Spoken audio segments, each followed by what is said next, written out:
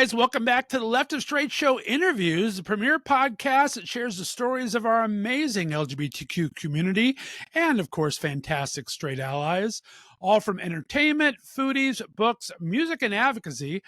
I'm your host, as always, Scott Fullerton, and let's start talking. Well, hello, friends. Our guest today is someone who's made a mark not only through his own creative journey, but also through his deeply personal projects that have resonated with audiences around the world. Nicholas Ma is a talented writer, director, and producer, known for his ability to weave powerful narratives that challenge and inspire. His latest documentary, Leap of Faith, takes viewers on a profound journey exploring themes of perseverance, identity, and hope. Beyond his impressive career, Nicholas is also the son of legendary cellist Yo-Yo Ma, and today we'll explore how his upbringing, career path, and new documentary have all shaped him as an artist. I can't wait to share his story with you, but first, let's take a look. The problems are so big right now that we felt like we needed to do something.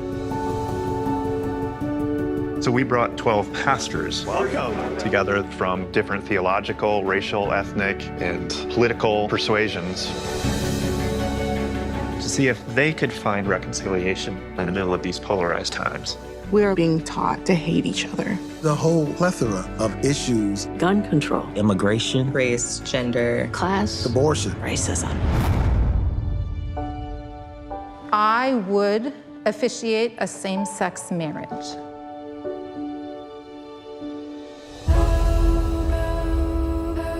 There are times that the Spirit has to disrupt our patterns of living. Why can't we be who we are and that be okay to the next person? Why aren't we trying to make everybody believe and feel the same way? Seeing the responses to that was a lot more painful than I expected. I think people love and respect you more when you let them know you're human. The fact that we disagree is not insurmountable. You be who you are, I'll be who I am, and we'll find a way through together. Amen. Preach, preacher.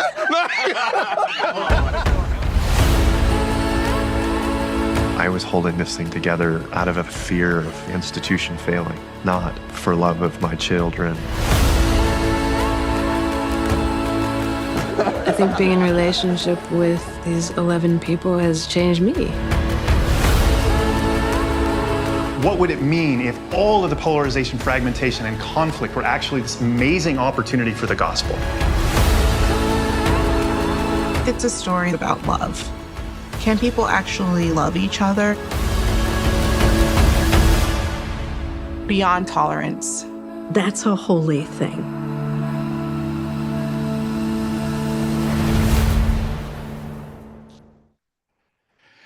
Well, Nicholas Ma, thank you so much for joining Left of Str8 Show Interviews today. How are you, sir? I am great. I'm great. So happy to be with you today. I'm excited to be with you. Thank you so much for sending me a little preview of the film. It's an amazing documentary. So good on you, my friend. Thank you. It's got to be exciting once these genies finally get out of the bottle, right? I mean, it's so much work going up to it. And I remember you saying, I think you started filming, what, a couple years ago? Or tell me about the process. That's right. I first spoke with Michael, one of the subjects of the film, and the gentleman who put this whole group together in the winter of 2020. So it's been almost 4 years since we really sort of started this. And, it's much harder to get that genie out of the bottle than just a couple rubs. So Exactly. it takes a lot of patience.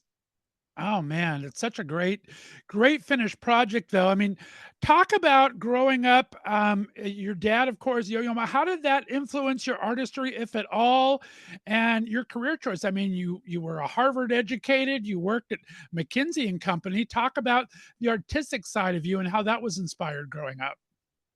Sure. I mean, I'm doing what I always wanted to do now, but I was terrified to make this choice. It's sort of like you're looking ahead and you see these massive footsteps in front of you and you're like, okay, no way, I can't do that. And I was like, okay, I'm going to run hard in this opposite direction where there are absolutely no footsteps. I remember I got this job at this consulting firm and my parents said, will they offer you health insurance? That's the thing that we're worried about. And I was like, Right. Yes, I'm confident they'll offer me health insurance. And then, you do that for a while and you realize, hold on a second. Those footsteps in front of you weren't designed to intimidate you. They weren't designed to overshadow you. They're a gift. They are a gift. They clear the way, they point the way, and they give you courage that someone's gone there before. And while my father and I have taken different paths and we have different mediums that we love and all of that, there's a shared belief that in the world of the arts and culture, we can achieve something that we can't achieve in any other way. And I think, this film is an attempt to demonstrate that in a moment where difference feels so pervasive. Cynicism, loneliness, despair, anger feels so pervasive. To say, wait a second, if I can go to a concert or if I can go to a movie and I cannot know the people on either side of me and come out of that movie having had the same shared experience, even if I don't know exactly what it is, that's got to tell me that there is something great that exists within us, that a longing, a desire, a hope, a yearning that is shared. And that is reason for optimism, even when the world feels very bleak. Well said, my friend. I love that. Thank you for sharing that. Now, talk to me. How does your approach? You've gotten into this now. You're both writing, directing, producing.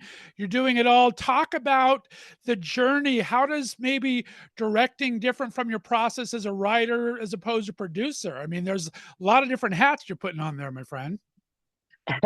Yeah, I mean, I think it's one of those funny things. All these projects seem different, right? Project about the WNBA, project about a 12-year-old girl whose best friend is a plant, project about, Mr. Rogers or my dad or, a bunch of pastors in the Midwest. They feel really different, but they're all about people contending with trying to do something really hard and that the world thinks is improbable. And also having comfort in the in-betweenness, having comfort saying, okay, I'm in the in-between and that's a real place. It's not a way station to here or to there. It's a real place. And I think stories like that speak to me. They don't always, I recognize that I'm not always the right person to tell them. I'm not always the right person to write them. I'm not always the right person to direct them. But when I find stories that speak to me, my hope is to figure out what is the role that I can play to bring it in the world. I knew this project. I knew this, every now and then a project comes to you and you don't know why, but you have to do it and you have to follow that instinct. And that was true with these pastors. The most unexpected place for me to find myself, for 4 years, back and forth to Grand Rapids, Michigan with a bunch of pastors. But I am so glad because it nourished me and taught me something that I frankly didn't even know was something I needed to be taught. I saw such a powerful video of you and your dad talking about it. He said it really did shape. I mean, it really brought out his, he saw the faith in you kind of change through it. And as tough as a project was, he said it really made him proud of everything that you were going through. Talk about maybe what was your faith going into this, and did it change much by the time you came out of the other side? Oh yeah. I mean, I think one of the things that became clear to me is faith, lowercase f, is part of the human condition. We have to have it, whether it's faith in ourselves, in our friends, in the arts, in God, in our country, in our neighbors, in the fire department, whatever it is, that kind of that choice to trust, we have to make, right? From the moment that we're an infant, we have to have faith that someone is going to feed us and change us, and that we can have that faith let down. It doesn't mean that it's always going to happen, but we have it. And I think that there's a kind of smugness that exists on both sides there, where people who don't have a religious faith can look a little smugly at people who have a religious faith and sort of think, oh, well, that's, I guess you're holding on to childish things, and people that have a religious faith can look at people that don't have a religious faith kind of smugly and be like, well, I know where you're going, that kind of a thing, Right. And I think we're better off saying, wow, how amazing is it that we have this great gift to place our faith in things and people? And how can we think about that choice with a great deal of seriousness, you know? And I think you see that in this film, these 12 pastors, sure, they all share a faith in God, but what they discover is a faith in each other that complements and enriches their internal faith. And I think that is something that right now we're so reluctant to give faith in Yeah. each other. You know, if you step out of line, no, you're out. I can't deal with it anymore. You know. I just think it's an amazing concept because you're bringing all these different walks of life together who are kind of in a godly way, right? Or at least in their path towards finding their higher power, whatever it happens to be. And it's amazing what similarities and what differences there are. What did you think going into it? What was the expectation starting out? You know, I think my expectations were wrong all the way through. You know, I came in thinking that, oh wow, we're going to hear some real sort of hardcore disagreement right off the bat. You know, and around I don't know, around police violence or reparations or whatever. And the first meeting, there was a lot more tentativeness. And so then by the second time they came together, you know, really as a group for a long period of time, it's like, okay, we're gonna the tentativeness is gonna be everything. And they dive right into it. And all of a sudden sexuality becomes this thing that they can't seem to find their way through. And then by the third gathering, you know, and I'm no spoilers here, I I thought, well, the best that could happen is that they can make nice in some way. But I'm not sure, I don't know.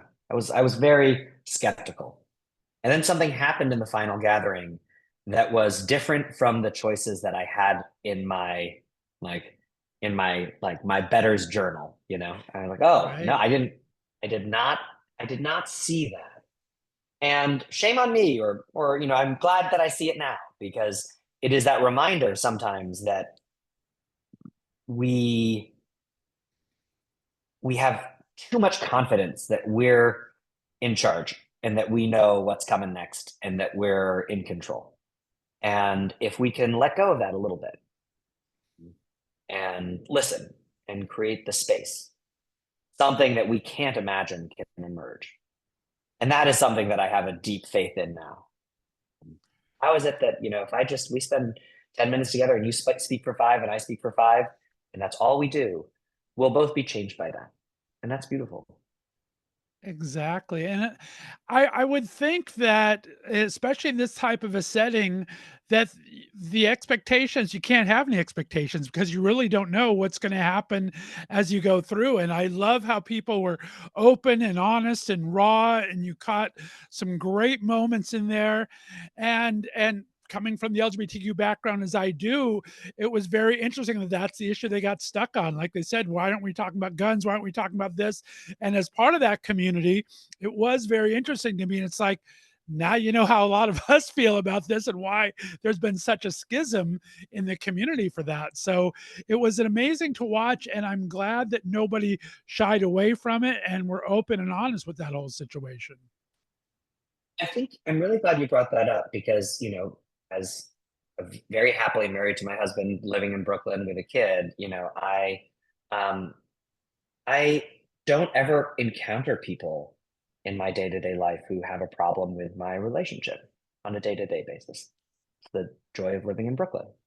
But it's easy then to not see people who disagree as human, or to even worse, not see them as existing. And it's the same worry in the opposite direction. Someone who's never met someone who's gay and Christian, and someone who's never met someone who's gay and Christian and a pastor, to think that they don't exist or they can't be Right. real and or they're not human. And I think that we don't have to agree. You know, I have my strong feelings about the topic, but I can't deprive you of your humanity. And I can't say that that means you're going to be a bad father. I can't say that that means that you're going to be a crummy neighbor or an unloving child. You know, I can just say, wow, I really disagree with you on this. And I can tell you why. But what I hope for you and what I hope you hope for me is that we get closer to our humanity that already exists within us. You know, Fred Rogers always said that, the most special people in our lives are those who encourage us to be true to the best within us. And I always love that because it's a high bar, it's the best, but it's also an easy bar because it's already within us. It's not something that we have to manufacture. It's already there. And, Fred was a Presbyterian minister. I don't think it's a coincidence that he's drawing from scripture. And when he says that, he's talking about seeing the image of God in each other and in ourselves. But I think whether you call it the image of God or whether you call it human dignity, it's the same idea. It's something that we're all given by nature of being human. And Right. to see that in someone else is beautiful. Well, and it's set out right in the very beginning. I love the two scriptures you start the whole thing with: love God above all else and love your neighbor as yourself. I mean, that's what it's all about, right? We see this um, church not having the same pull as it's always had, that attendance is down and everything, and maybe that's the reason why, because we're not loving each other as we should. And that was, I think, a challenge to all these 12 pastors: is, am I loving each other? Which commandments am I following? And how do I reconcile those, right? And in Michigan, especially, you talk about how it becomes almost a monetary thing. You're almost working to try to get the most people in to kind of go your direction without wondering, well, what's it about really in the long run? So I think there was so many truths that was brought about, but the entire thread of loving thy neighbor was always through that. So you did that so well. Oh, thank you. I think we also underestimate how hard it is. I think we sometimes Mm. think, oh, it's easy, just, love your neighbor. And it's like, well, it's not so easy. And I think most people do it right now by saying, I'm going to choose my neighbors and then I can love them. And that's not really, I think what was sort of being gotten at in scripture, right? And I don't think that's what we mean when we say it, whether it's in a religious context or not. I think we're saying we are surrounded by people who are different from us, and how do we learn to love them? Well said.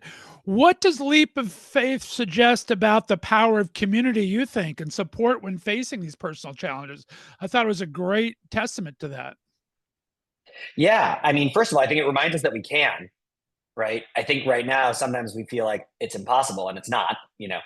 I think the second thing is the stories that come out of it, of people who are like, oh, this made it easier for me in this specific relationship. It's like, I didn't know that you had a tough relationship with your grandmother or with your niece or with your cousin, but it's like people immediately make it specific, and they immediately want to come back and bring someone that they disagree with, because it's like, you have someone that you disagree with, bring them, because all of a sudden you'll be able to have that conversation better afterwards. And that to me is a gift right now, because I think all of us feel so terrified that if we talk about things that are hard, we'll never come back from the brink with those people that we love. And that is a recipe for unhappiness. That's a recipe for unhappiness. No, I think it's been really beautiful to see the reactions from people. I joke that it's cheaper than therapy. So Right. give it a shot. Have you been sharing this with audiences yet? Has there been a powerful moment that you've got from audience reaction? What's really resonating with the audiences so far? I think what's amazing is how resonant it is across audiences. That Jewish community groups in St. Louis were like, we need to see this film, because in the same way you see a movie about Alaskan fishermen, it's sometimes easier to look at them and say, oh, I see how that relates to me. I think for the Jewish community groups in St. Louis, they were like, this is our story too. Sometimes easier to see it with Christians in the Midwest than to have to see our people do it, kind of thing. I think atheists have found a more sophisticated, thoughtful view of what Christianity looks like in this country than what you read in the news. And I think, of course, Christians, whether on the more progressive side or on the more conservative side, are relieved to see stories where they're not told that we are an ever shrinking group that needs to fight for every square inch of turf. I think it's been beautiful, the stories of connection that we've heard afterwards. One father, much older, started putting his pastor on texts with his daughter to say, hey, look, we need to incorporate love as much into the way we run our biblical church as much as we include sort of the word of God as a weapon, right? Like, what a gorgeous thing to happen, and what a beautiful, courageous step to take. It's like, Similarly, I have friends in New York who've said, anytime I see a red hat, I feel triggered. And I realize for me to see a red hat and assume that someone isn't human is that's a problem. That's a problem, and that's my problem. Doesn't mean I can't disagree really thoroughly with someone who supports a candidate that I don't like, but to not see them as human is to enter into a really dangerous game, you know. And I appreciate that. Like those aren't the reactions that that's you can't set out to make a movie that accomplishes those things, certainly not both of those things. And that's where I feel grateful that whatever was going on with those pastors had a kind of beauty and power far beyond what I could have anticipated as a filmmaker. So well said. And like you said, I mean, I'm very political. Everyone has their own views, right? And so you find that and I think you spoke about that are we disagreeing with someone or cutting people out of our life just because of the thought without thinking of everything else we have in common? And it's just such a scary place to go. And we see how this happens in our own lives. If you can't see that in your own life, then yeah, you might be just part of the problem, right?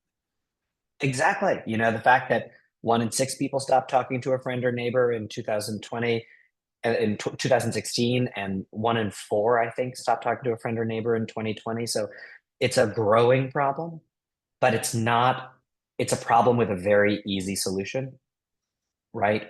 It doesn't have an easy national solution, but at the human level, it does, right? What are 3 relationships that you could love across better today? And can you do that? Right? Like, doesn't take a lot. I'm not saying become best friends. I'm not saying target the people that you disagree with the most or people who have hurt you deeply. I'm just saying, are there 3 relationships that you could love across a little bit better? I know there are in my life, and I want to do better. And I just think about that when I think about this movie. What are the 3 that I can love across a little bit better? Oh, fantastic. I agree 100% on that. What do you as a filmmaker hope that audiences are taking away from this? And we've talked about a lot of different themes and everything. What was your hope from the beginning? How did it kind of change throughout it? And then now that you have the finished product out there, what are you hoping people take away from this?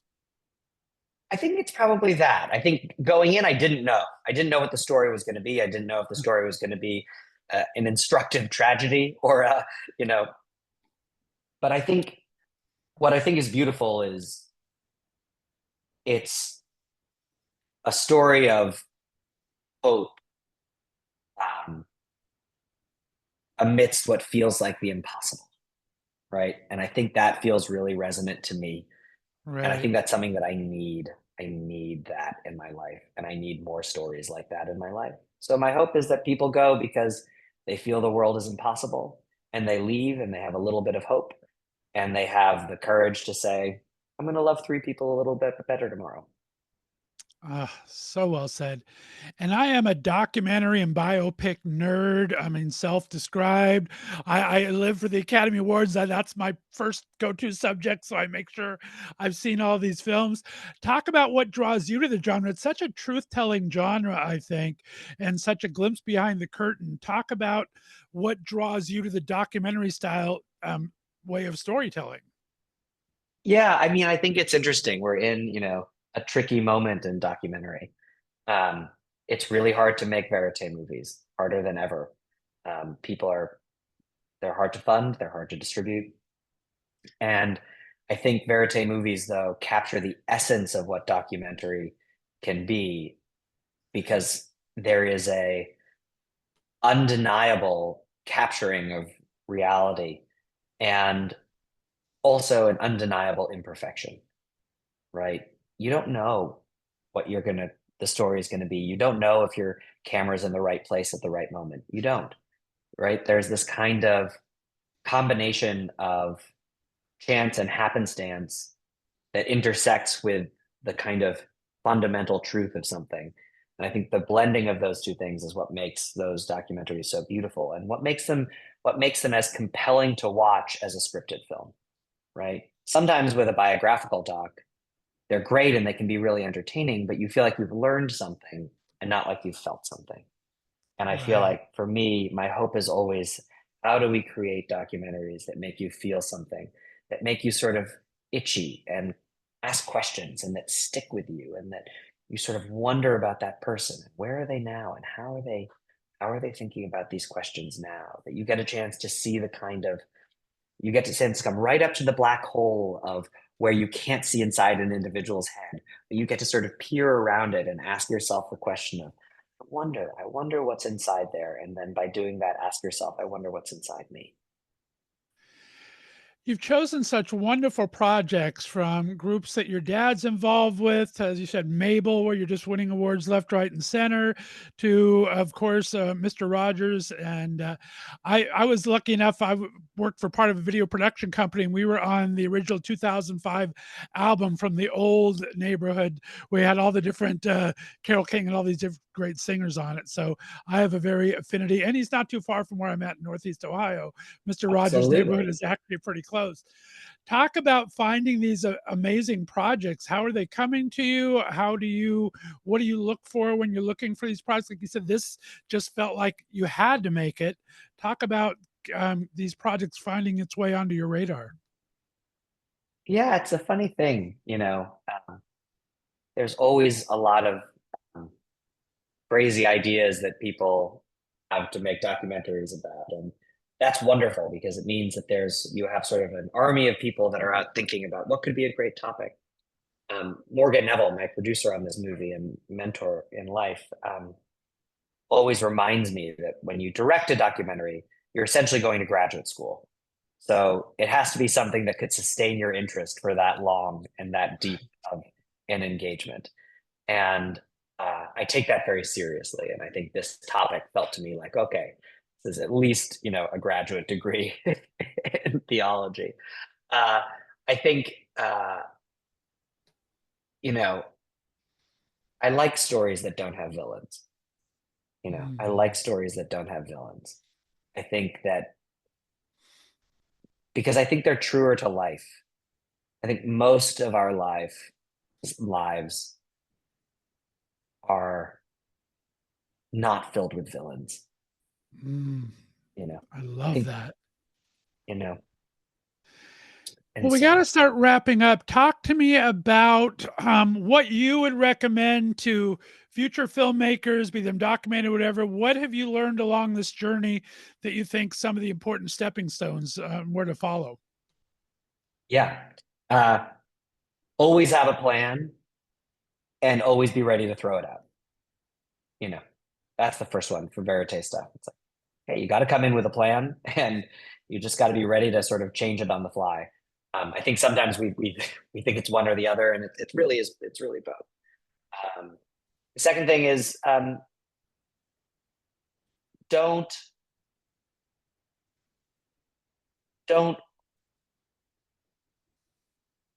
the answer will come. And if you force it, if you get too impatient, you'll get a less deep answer. Well and that is, I think that's important. And find good people to work with in front of the camera, behind the camera. It's exhausting and it's hard. And what makes it feel better, and the reason why I love it as a medium, is that it's so collaborative. Yes, I get to be the one talking about the movie right now, but there are a dozen people who could talk about it with equal depth and care, from my editors, extraordinary DPs, the subjects in front of the cameras, my producers. It's a reminder that it's that the movie exists in between all of us. It doesn't just exist in my head or on the screen. It exists in between all of us, and it's held by all of us. And when you do that, all of a sudden it creates a kind of layering to the final product that gives it a kind of beauty and universality. There's really that film and television magic, that's just that little unknown goo that kind of binds it all together. So I love how you say that. Finally, how do you balance the artistic and the business side of filming? I mean, you've had all this experience from Harvard and everything and working with consulting groups, but you're an artist at heart. You've come to embrace the artistic part. How do you balance both those sides of you to bring about these great pieces of work? I balance it really badly. I wish I balanced it better. Yeah, no, I feel drawn to stories that I think should be out in the world. And I think unfortunately, stories that are stories like this often build over time. They don't sort of necessarily pop in the same way that like a horror movie will pop in its opening weekend. And so you have to, talk about the title of this movie. You have to take this leap of faith with these stories to say, no, together they start to build into something that's beautiful. And you know, it's not so much a balance. It's really was a very conscious choice to say I want to do this. And uh, I'm really grateful I am. I'm so grateful I am. And I'm grateful that up until now, at least, enough of our industry still exists and is dominated by humans. And that means that there's other work that I can do in and around the sides that allows me to continue to make movies like this. So yeah, it's not a simple balance, but it's a Fingers worthwhile crossed, one. it keeps the human element. That's for darn sure. We got all sorts of scary things happening there. Well, Nicholas Ma, the Exactly. film is Leap of Faith. It's an absolutely amazing piece of work. Thank you so much for sharing it with me. I'm looking forward to other audience and finding it. Let them know where they can find the film, where they can follow you on social media, my friend, to find other works. And I hope you'll come back and talk about future projects because I absolutely love what you do. Likewise, absolutely. Leap of Faith. It's at leapoffaithmovie.com. You can find it all the cities it's playing in, opening in New York this weekend at the Angelica down on Houston. Couldn't be more excited to open there, and more cities growing across the country in October. And I'm on Instagram at nicholas.h.ma, and come find me there. Fantastic. Stay on the line for me, guys. We have a special 5 questions with Nicholas next week. Be sure to look for that. Go out and check out this film. It just opened last week, and I think you need to find it or request it at one of your local art house theaters. I'm looking to bring it to Cleveland, hopefully. That'd be an amazing choice of work here. Thank you so much, Nicholas. We'll see you next time on Left of Str8 Show Interviews. Have a great day, everyone. Bye-bye. Thanks for listening to The Left of Str8 Show. Be sure to subscribe on your favorite podcast distributor, and please give us a 5-star rating so more listeners can find us. You can follow us on social media, and be sure to check out our website for contests and other news and information. See you next week.